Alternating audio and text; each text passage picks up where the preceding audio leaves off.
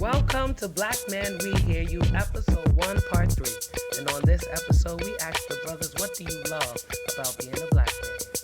Joining us today, we have Jerome J. Maxwell, Julius Cook, Ashore Person, Elijah Glass, Jeff Belton, and I'm your host, Shadina Shavar.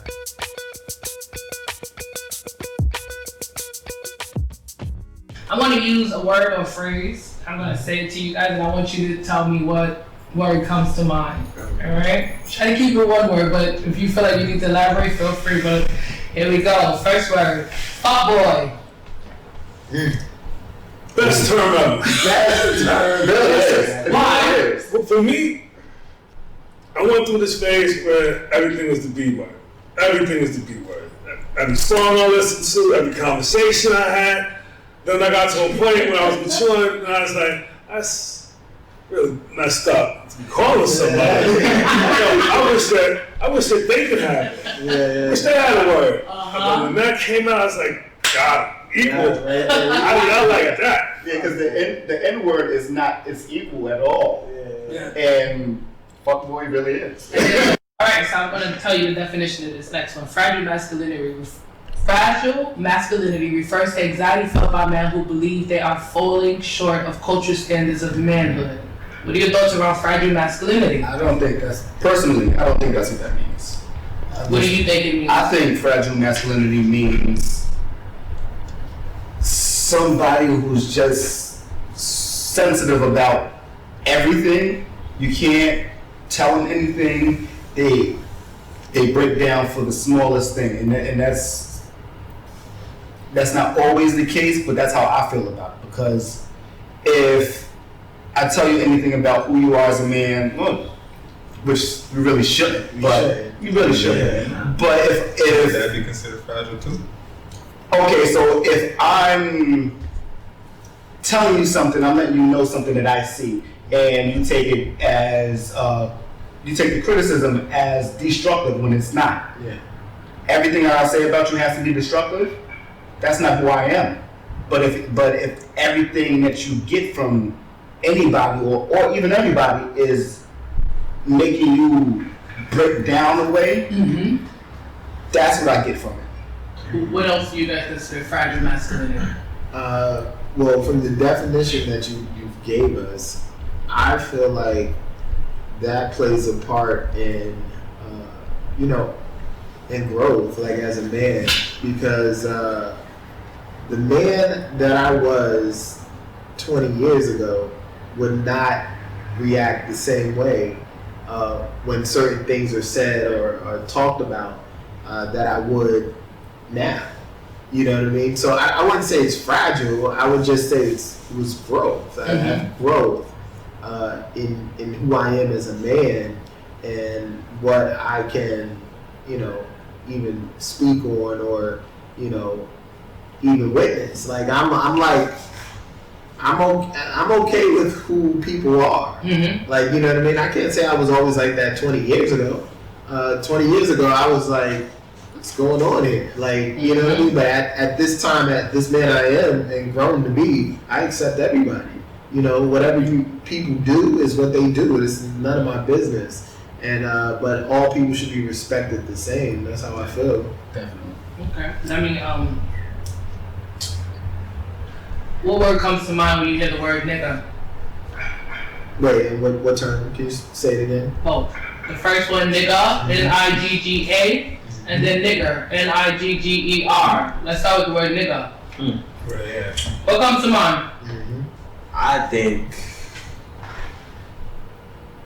well, I mean, I use the term sometimes. I mean, maybe mostly when I'm calling on the homeboys. But with the ER, now that one I take to heart. Yeah. That one's more personal because we all know what that really means. There's two sides to that story, if we be honest. So. What do you hear, Jeff? This word that I wish that we wouldn't use. Yeah. Let's say, like Black Lives Matter. If we replace black with the N word, what would that sound like? What would that look like? You get it? I think it's. I try not to use it. I try I love hip hop. Like hip hop is always part of me, and I find myself now like getting edited versions of the music that I love. Edited versions? That's too much to edit for me. But I don't want to add to my kids like saying it. You get it? Like I don't want to be like, well, my dad lets us sit in the house, it must be okay. I don't want to give anyone younger than me the impression that it's okay. And you hear people flip it, oh, it means this, it means that. Nah, I don't care how you mean it to be said. When you're sitting on the bus, surrounded by 30 other people that don't look like you, they're only associated with one word. And then they leave, they call themselves that. Like that's it. Like where's their self-esteem? Where's their pride? You get it? Like I don't like the word.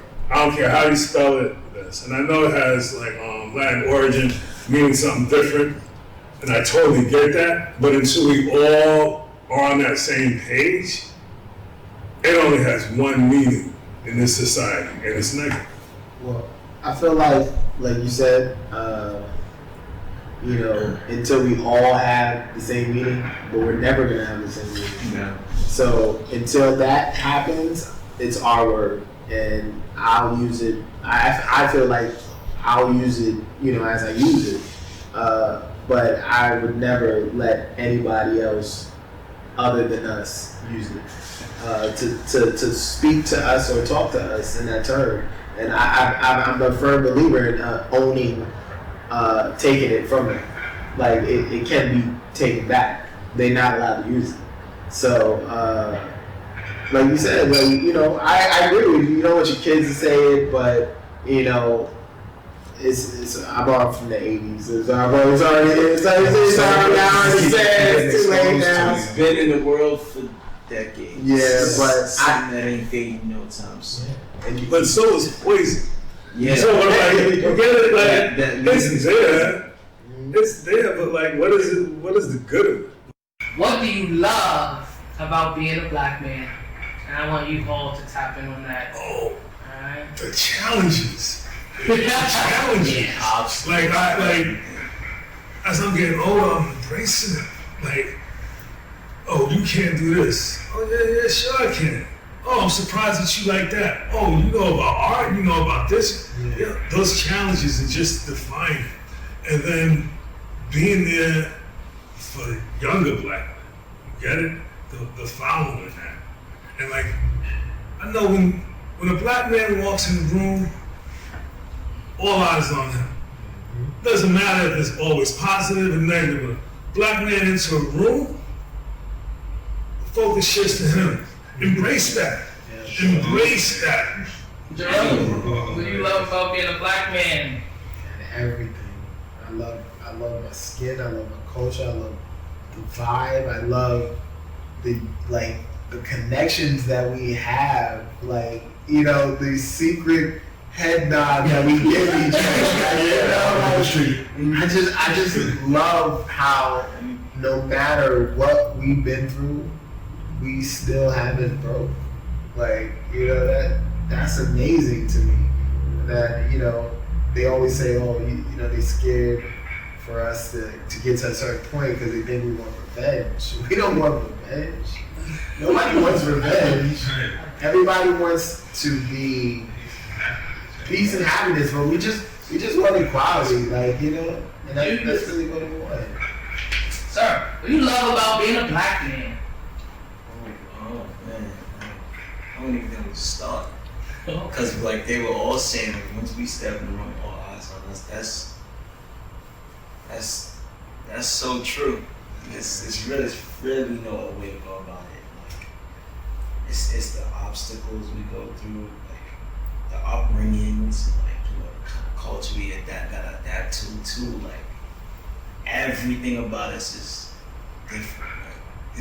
Nothing about us is the same. We might have probably grown up in the hood.